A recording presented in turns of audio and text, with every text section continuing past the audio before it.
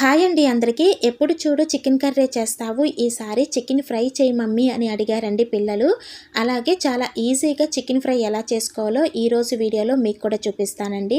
Chicken fry కోసం ఒక half KG చికెన్ని నీట్గా శుభ్రంగా కడిగి టేస్ట్కి సరిపడా ఉప్పు, కారం, పసుపు, అల్లం, వెల్లుల్లి వేసి బాగా కలిపి ఒక అరగంట సేపు పక్కన పెట్టుకోవాలండి.